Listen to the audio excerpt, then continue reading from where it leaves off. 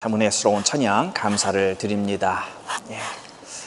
오늘은 매튜 본 말씀은 마태복음 6장 9절의 말씀 제가 봉독하여 드리겠습니다. 그러므로 너희는 이렇게 기도하라. 하늘에 계신 우리 아버지여, 이름이 거룩히 여김을 받으시오며. 아멘. 오늘 말씀의 제목은 아버지여 라고 하는 그 제목으로 여러분들과 함께 말씀을 나누려고 합니다. 예수님이 이 주기도문을 우리들에게 가르쳐 주시면서 제일 첫 번째로 깨닫게 해주시는 것이 있는데, 그것은 바로 관계성입니다. 내가 지금 이 기도를 드리는 대상이 누구인가? 내가 올려드리는 이 기도를 지금 받으시는 분이 누구인가? 바로 이것을 정확하게 기도의 바로 첫 부분에서 잡아주고 계신 겁니다. 그리고 이 기도를 받으시는 분과 나와의 관계가 어떠한 관계여야 하는 것인지 주님께서 우리들에게 명확하게 말씀해주고 있는 것입니다. 이것은 굉장히 중요한 것입니다. 여러분, 혹시나도 실수로 전화를 해보신 적 있으십니까? 내가 원래는 예를 들어서 내 남편한테 전화를 하려고 했는데 어떻게 전화를 돌리다 보니까 다른 사람에게 전화를 해서 막 얘기하다 보니까 다른 사람이었었던 그런 어떤 황당했었던 경험들을 한번 해보신 적이 있었나 모르겠어요. 요즘은 스마트폰이라 그런 일이 일어나지 않지만 옛날에는 이렇게 누르는 거였잖아요. 아니면 돌리는 거. 그래서 저는 누르는 전화를 하다가 이게 습관이에요. 이게 번호를 누르는 게. 그래서 어떤 때는 내가 번호를 잘못 눌러서 한참 얘기하는데 내가 다른 사람을 전화했었던 그런 기억이 있었습니다. 내가 이 대상을 향하여서는 이런 말을 하려고 지금 생각하고 있었었는데 다른 사람이었던 것입니다. 그러니 이 사람에게 내가 그 말을 아무리 한들 이 사람하고는 아무런 상관이 없는 거예요.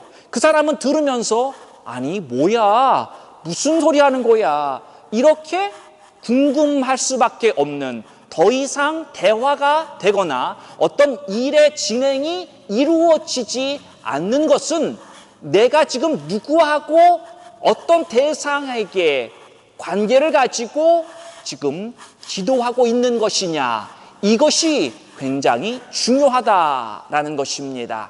자, 하나님께서는 이 나와의 관계가 바로 이 아버지와 자녀의 관계인 것을 오늘 이 주기도문 가장 첫 부분에서 말씀해 주고 있습니다.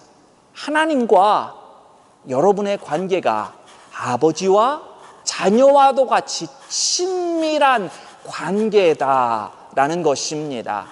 어떤 무섭고 멀리 떨어져 있어서 그 관계가 서먹서먹한 그러한 관계가 아니라 너무나도 친밀하고 그 마음 속에 서로를 향한 깊은 사랑이 자동적으로 내재되어 있는 그러한 관계를 예수님께서 말씀해 주고 있는 것입니다. 여러분, 아버지를 한번 보세요. 아버지가 자녀를 향해서 가지고 있는 기본적인 마음이 무엇입니까? 자녀가 온전히 성장해서 훌륭한 일생을 살 수 있도록 모든 서포트를 해주길 원하고 그러한 환경을 만들어 가기를 원하시는 분이 바로 아버지들의 기본적인 마음 아니겠습니까? 물론 엄마들도 마찬가지이지만 아버지는 크게 보고 그 큰 그림들 속에서 그 자녀가 온전히 성장할 수 있도록 최선을 다해주는 존재가 바로 아버지라는 것입니다. 그래서 우리가 이 기도하는 대상이요, 바로 나에게 무엇이든지 돕기를 원하시는 그 아빠와도 같이 친밀한 관계다. 성경에서는 아바라고 하지 않습니까? 아바, 아버지. 바로 주님께서 주기도문에서 하늘에 계신 우리 아버지여라고 할 때에 그 아버지라고 하는 의미는 이 아버지, 즉 아빠라고 하는 말입니다. 어린 자녀가 아빠를 향해서 그 아빠를 부를 때에 어떠한 컨디션이나 어떠한 사심 없이 부르는 그 자녀의 순수한 아버지에 대한 그 호칭, 그 마음을 여기에서 우리는 보아야 한다는 것입니다. 아버지와 아들의 관계, 아버지와 딸의 관계, 요것 더 이상으로 주님께서 보여주시는 관계가 있습니다. 그것은 하나님과 나는 상속자의 관계다라는 것입니다. 내가 아들이기에, 내가 딸이기에 하나님과 나는 하나님으로부터 상속받아 사는 후사다라고 하는 그 관계를 주님이 이 주기도문에서 우리들에게 가르쳐 주고 있는 것입니다. 여러분, 우리는 상속자의 권리를 가지고 기도하는 자들이다 라는 것입니다. 분명한 권리가 있습니다. 무슨 권리예요? 아버지에게 받을 권리가 있는 자들입니다. 여러분, 저희 아들이 가끔가다 그렇게 이야기를 합니다. 저한테 뭔가를 사달라고, 저한테 뭔가를 해달라고 말을 하면서 당당하게 이야기를 합니다. 그러면서 야, 내가 그거 꼭 해줘야 되냐, 뭐 제가 그런 투로 얘기를 하면은 그거 하나님한테 받아라라고 그렇게 제가 그런 식으로 좀 돌려서 이야기를 하면은 뭐라 그러냐면, 하나님이 저를 통해서 공급해 주신다고 당당하게 해달라는 거예요. 그런데 그 말을 들으면서 이게 틀린 말이 아니잖아요. 그래서 제가 그걸 뭐라고 변명할 수도 없고, 그렇다고 해주자니 좀 그렇고 안 해주자니 안 해줄 수도 없는 그런 경험을 했던 적이 있습니다. 아들은 아버지한테 요구할 권리가 있는 거예요. 아버지, 나 이거 필요합니다. 아버지, 좀 해주세요. 상속자의 권리입니다. 그 권리를 우리는 하나님 앞에서 행사할 수 있는 그런 귀한 존재라는 거예요. 우리는 하나님 앞에 어떤 내가 조금 못 받아서 거지처럼 달라고 떼쓰는 그러한 관계 속에서 기도하는 게 아니라, 아버지와 아들, 아버지와 이 딸의 관계 속에서 나는 상속자다, 주님 앞에 당당히 요청할 수 있다라고 하는 그 관계성에서 주님 앞에 기도해야 한다 라는 것을 오늘 가르쳐주고 있는 것입니다. 자, 그래서 우리는 무엇이든지 하나님께로부터 받을 수 있는 존재인데, 그러면 우리가 여기에서 질문을 안 할 수 없는 것이 무엇이냐면, 그러면 왜 내가 하나님한테 기도 응답을 받지 못하고 있습니까? 왜 내가 기도한 것이 응답되어지지 않았습니까? 이렇게 질문할 수 있습니다. 기도에 응답받지 못한 데는 여러 가지 이유가 있을 수 있습니다. 예를 들어서 내가 하나님 앞에서 계속적인 죄의 삶을 살고 있는 경우, 또 어떤 하나님께서 분명히 나로 하여금 무슨 이끌어 가시고자 하는 그것이 있는데, 자꾸만 내가 그것에 대해서 노하고 불순종하는 가운데 하나님께서 원하는 방향으로 내가 자꾸만 움직이지 않을 때에 내가 올려드리는 기도를 응답해 주시지 또한 않는다라는 거죠. 또 제대로 기도를 안 할 때 또 응답이 없습니다. 그냥 마음속에 바라는 것은 있지만, 그러나 내가 하나님 앞에 진정 무릎 꿇고 나의 온 마음을 다해서 간절히 요청하는 그러한 기도가 없었다고 한다면, 기도가 없으면 당연히 응답도 없는 것입니다. 또 내가 구한다고 할지라도 정욕으로 쓰려고 구할 때 하나님이 응답해 주시지 않는 경우가 있습니다. 이런 내가 응답받지 못하는 여러 이유들을 다 모으면 하나의 뿌리, 그것을 잡아낸다고 하면 바로 내가 하나님과의 이 상속자의 관계를 상실했기 때문이다 라는 것입니다. 상속자의 관계, 하나님과의 나와의 관계가 틀어지고 깨어져 있기 때문이다 라는 것입니다. 불신앙의 가장 큰 뿌리를 꼽으라라고 한다면 존재에 대한 불신입니다. 존재. 바로 내 존재에 대한 불신이 포함이 되는데요. 내가 하나님의 아들이요 하나님의 딸이라고 하는 확신이 없기 때문이다라는 것입니다. 자녀라고 하는 믿음이 내 안에 확신으로 있지 않는 것, 이게 불신앙의 가장 큰 뿌리의 모습이다라고 하는 것입니다. 내 생각으로는 내가 교회를 다니니까 나는 하나님의 아들이고 딸이다라고 생각할 수 있지만, 그러나 내 심장에서는 그러한 모습이 아닌 것을 깨닫지 못하고 그냥 개념적으로 신앙생활하는 모습들이 있다라고 하는 것입니다. 이것은 우리는 관념이라고 이야기를 합니다. 자, 그래서 여러분이 아버지라고 부르는 분은 바로 이 천지를 창조하셨고 만왕의 왕이요 온 우주와 그 안에 있는 모든 것을 소유하신 분입니다. 말씀만으로도 무에서 유를 창조하신, 모든 것을 가지고 계신, 우리가 속된 말로 표현을 하면은 온 우주에서 가장 부자가 하나님이다라는 것입니다. 여러분, 제가 어떤 분들 이야기를 들어보면은 과천의 가장 큰 부자다, 어느 동네의 가장 큰 부자다, 논이 뭐 몇백 몇천마지 뭐 그렇게 이야기를 들으면 이야, 굉장한 부자인 것 같습니다. 어느 사람 이야기를 들어보면은 그 동네를 가면 저 유지의 땅을 거치지 않고는 거기를 돌아볼 수 없다, 뭐 이렇게 엄청난 부자를 이야기를 하는데요. 그런 것은 좀 이해가 쉽게 됩니다. 그런데 온 우주에서 가장 부자다라고 하면 마음에 와 닿지 않죠. 한국의 최고 부자인 그 이름 뭐죠? 한국의 누가 최고의 부자죠?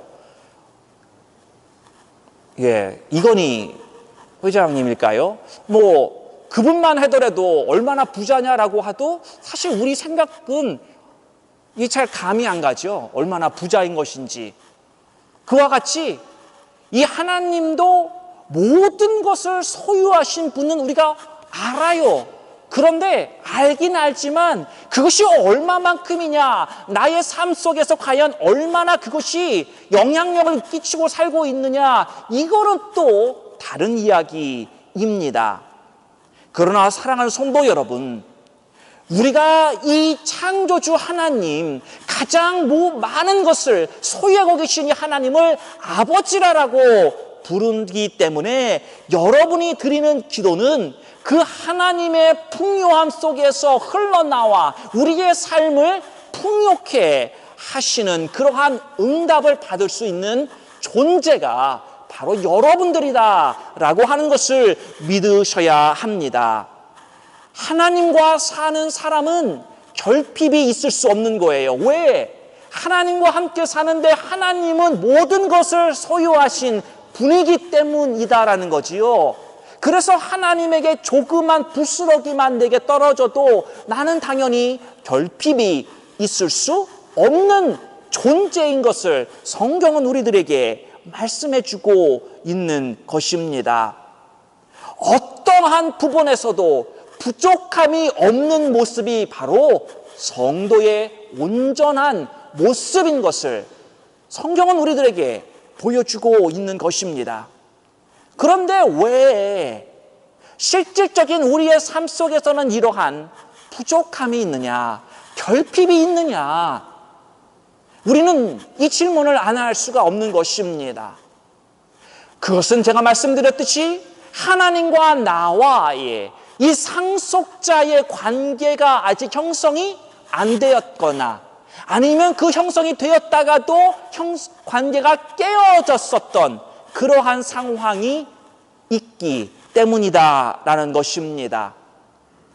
아직까지 하나님과의 관계 속에서 이 하나님의 진리의 말씀을 내 심령 가운데 진리로 온전히 다 수용하지 못했기 때문에 아직까지도 내가 자유함을 누리지 못하고 묶여있는 내 심령의 상태가 되어 있기 때문에 하나님의 풍성함이 아직까지 드러나지 않는 모습일 수 있다라는 것입니다.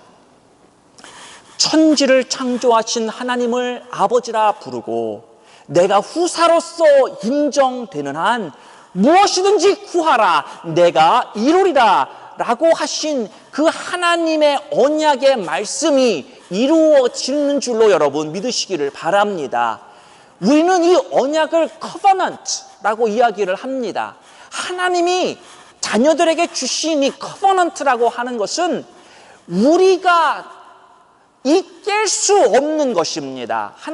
아브라함이 하나님과 이 언약을 맺는 커버넌트를 이루는 때가 있었습니다. 하나님 앞에 번제물을 드리는데 그 제물을 반을 쫙 쪼개서 제물이 반으로 나눠집니다. 그래 땅에 그 반으로 쪼개 쓰러져 있고 하나님의 임재를 기다릴 때에 하나님께서 내가 너 사이에 언약을 이루겠다라고 하는 확증으로 하나님의 불이 이 두 개로 쪼개진 번제물 사이로 훅 하고 지나가면서 그 언약을 이루셨었던 그 모습을 아브라함은 평생 잊지 아니하고 하나님이 이루신 그 언약의 행위를 기억하며 그 약속을 붙들고 나아갔다라고 하는 것입니다. 하나님께서 그 언약을 이루지 않는다고 한다면 그 번제물이 절반으로 쪼개진 것처럼 그렇게 쪼개지는 일이 일어나리라. 그 다른 무슨 말입니까? 세상이 무너져도 세상이 없어져도 하나님은 결단코 내가 너와 한 이 커버넌트, 이 언약을 분명히 이룰 거라고 하는 확신의 모습을 우리들에게 보여주고 계신 겁니다. 자, 그런데 문제는 뭐냐? 이 창조주 아버지의 언약이 나에게는 잘 다가오지 않는 것. 하나님의 언약이 내게 잘 믿어지지 않는 것. 이것이 우리들의 문제입니다. 저번 주 우리가 인식의 변화라고 하는 말씀 가운데 제가 히브리 사유에 대해서 말씀을 드렸죠. 히브리 사유가 무엇이라고요? 생각나시는 분. 히브리 사유 간단하게 무엇이냐? 라고 하면 믿고 가는 것이다. 여러분 한번 다 같이 한번 따라해 볼까요? 믿고 가는 것이다. 아멘. 이게 히브리적 사유란 말이에요. 또 그 반대로 헬라적 사유는 내가 여기 머리에서 이해가 안 되면 믿어지지 않는 거예요. 죽어도 안 믿어지는 거예요. 왜? 이해가 안 되기 때문에. 이게 헬라적 사유인데 제가 저번 주에 말씀하기를 이 헬라적 사유가 변해서 히브리적 사유로 변해야 된다라는 그 말씀 여러분 기억하시죠? 올해 여러분 그 말씀 붙들고 자꾸만 내가 그렇게 변해갈 수 있도록 여러분들 하나님 앞에 엎드리시기를 바랍니다. 자, 왜 하나님의 언약이 안 믿어지냐면 하나님이 아버지의 관계로 나와 현재 맺어진 게 아니기 때문이다 라는 것입니다. 아니 목사님, 내가 교회를 나오고 신앙생활 한다고 하는데 하나님이 성경에서 이야기하는 아버지가 아니라면 그러면 나는 무슨 관계로 하나님과 형성하고 나오고 있는 것입니까? 그거 말이 안 되는 것 아닙니까? 라고 이야기할 수 있습니다. 그러나 내가 생각하는 것과 내가 그냥 어떤 단순하게 말하는 것이 아닌 실질적인 내 심령 가운데 있는 하나님과의 관계가 실은 아버지와 아들의 관계가 아닌 바로 옆집 사는 아저씨와 같은 존재로 하나님과 관계를 맺고 신앙생활 한다고 생각하는 사람들이 많이 있다라는 것입니다. 옆집 사는 이웃집 아저씨, 오늘같이 좋은 날씨에 바깥에 바베큐 그릴을 꺼내놓고 고기를 맛있게 구워 먹습니다. 옆집 사는 내가 그 옆집 사는 아저씨가 고기 굽는 그 냄새는 맡아요. 아, 고기 냄새 기가 막히구나. 야, 이게 어느 고기, 가게 고기일까? 뭐 이런 생각까지 해가면서 그 냄새가 우리를 즐겁게 하지만, 그러나 그게 다예요. 냄새만 맡는 것입니다. 아무리 먹고 싶어서 이 목젖이 그냥 꿀꺽꿀꺽 침이 넘어가도 나하고는 아무런 상관이 없는 것이 저 옆집 아저씨입니다. 바베큐 혼자 먹잖아요. 제가 말레이시아에서 있을 때 그 아파트에 살고 있었습니다. 그러면 때로는 아파트 창문을 열어놓으면 이렇게 바람이 들어와요. 그러면 그 바람을 타고선 어느 동인지는 모르겠어요. 어느 혼지는 모르겠지만 그 카레의 구수한 냄새가 바람을 타고 저희 집안에 들어옵니다. 그러면 여러분들 카레를 어떻게 생각하는지 모르겠어요. 어떤 분은 카레 냄새가 참 너무 강하다라고 생각하시는 분도 있겠지만, 인도식 카레는요 굉장히 맛있습니다. 저는 우리 아내가 해주는 이 카레도 맛있게 먹는데 한국식 오뚜기. 그러나 그것보다 훨씬 더 맛있는 게 인도 카레입니다. 아직까지 그 카레 맛을 보지 못하신 분들, 저도 아직 포틀랜드에서 이 인도 식당을 가보지는 못했습니다. 그래서 여기서의 이 인도 카레를 먹어보지는 못했지만, 그 말레이시아에서 먹어봤었던 그 카레의 향 냄새가 솔솔 들어오면은 얼마나 나도 모르게 그것이 땡기고 정말 그 냄새가 좋았던지요.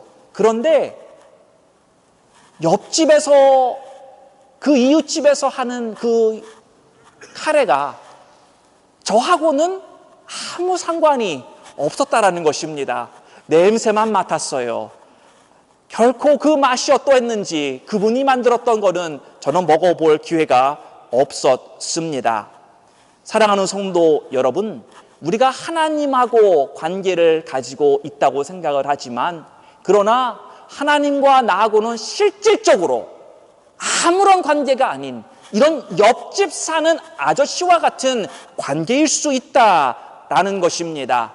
나하고는 아무런 상관이 없는 거예요. 하나님이 있는 것 같아요. 가만 둘러보면 이웃집들, 믿는다고 하는 다른 성도들 고백을 들어보면 그래, 하나님이 있는 것 같아.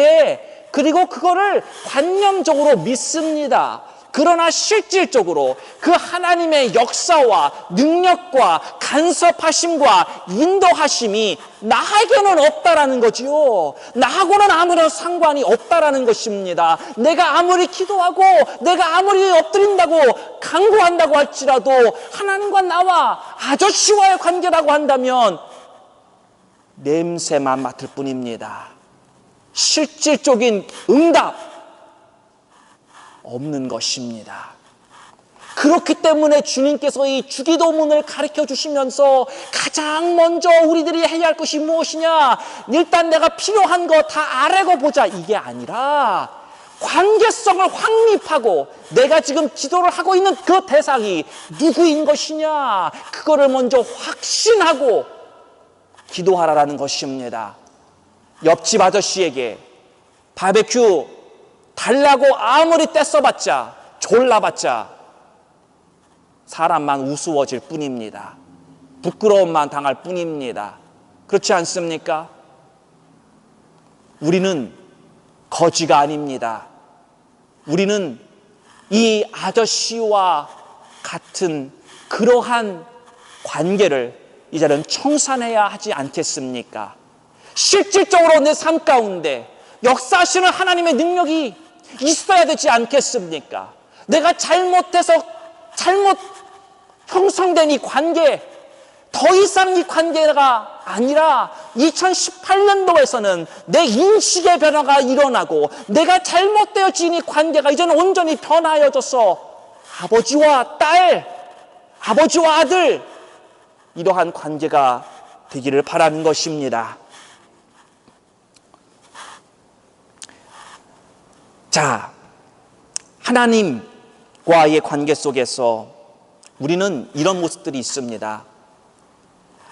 하나님과 내가 아저씨와의 관계인데, 아저씨와의 관계 속에서는 이런 거예요. 기도하면서도 의심이 듭니다. 정말 저 아저씨가 내 말을 들어주실까? 그렇죠? 왜? 깊은 아버지와 관계가 아니기 때문에.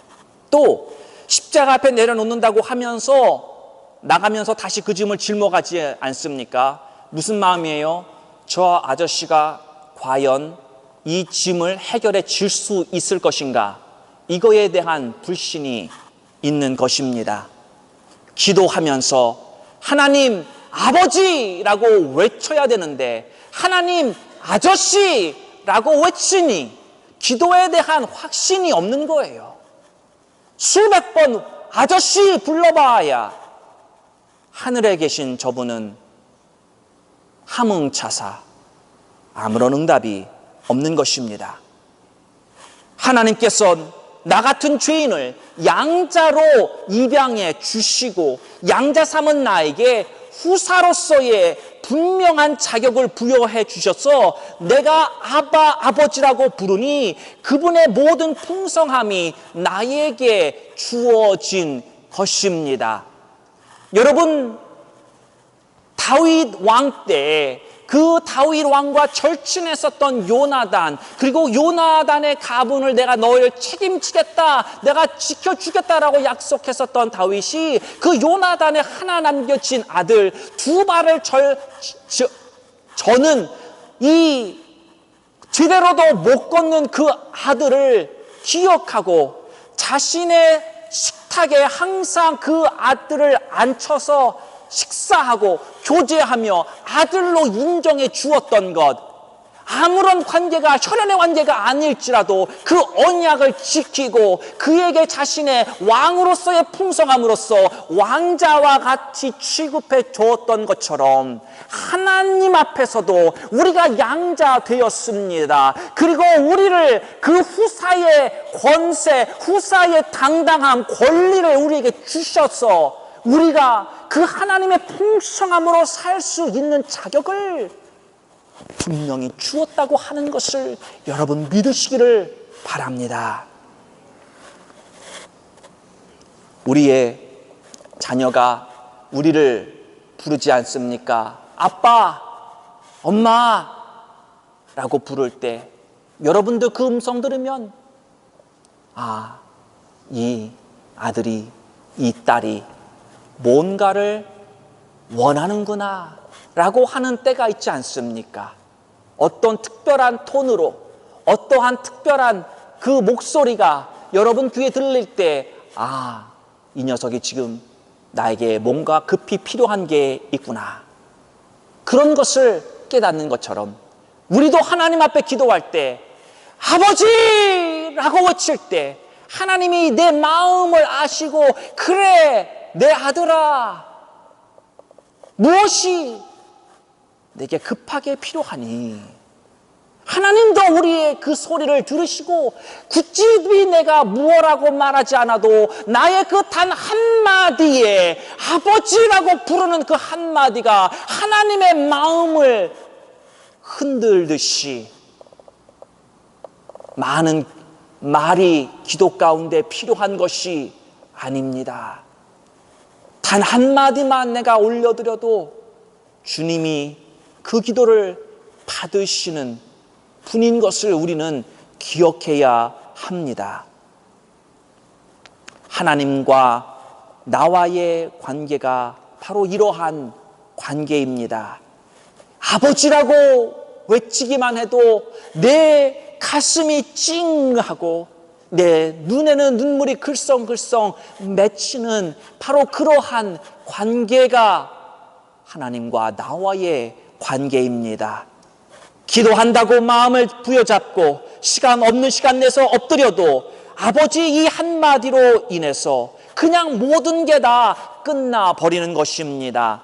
내 가슴으로 밀려오는 그 사랑을 감당할 수 없는 것입니다. 당신의 독생자를 무참하게 죽도록 내어주신 그 하나님께서 나를 위하여서 모든 것을 포기하고 희생하셨던 그 하나님인 것을 우리는 기억하고, 그러니 그분을 부를 때에, 그 사랑을 느낄 때에 우리는 감격과 감동과 환희 가운데 있지 않을 수밖에 없는 것입니다. 이 아버지와 아들의 관계 속에서 살아가는 사람은 한 가지 특색이 있습니다. 그것이 뭐냐면 탐욕이 없습니다.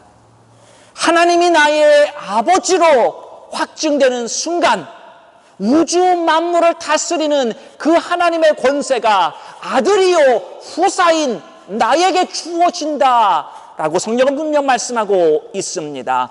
우주 만물이 다 내 거가 되는 순간이 바로 아버지와 나와의 그 관계를 확증하는 순간에 다 주어진다라는 것입니다. 그러니 굳이 내가 무언가를 내가 움키려고 붙잡고 있으려고 아둥바둥대며 살 필요가 없어지는 것입니다. 필요한 모든 것은 그 필요한 때에 꺼내 쓸 수 있는 존재이기 때문에 탐욕이란 게 있을 수 없는 것입니다. 모든 게 다 하나님의 것입니다. 하나님과 온전한 관계를 이룬 아버지와 아들의 관계에선 하나님이 가지신 모든 것을 우리는 누릴 수 있는 관계입니다. 그래서 무엇이 중요합니까? 하나님과 나와의 이러한 관계를, 좋은 관계를 유지하는 것이 관건인 것입니다. 다른 걱정할 필요 없는 것입니다. 저는 어릴 때 아버지랑 동네 목욕탕에 가는 좋은 추억을 가지고 있습니다.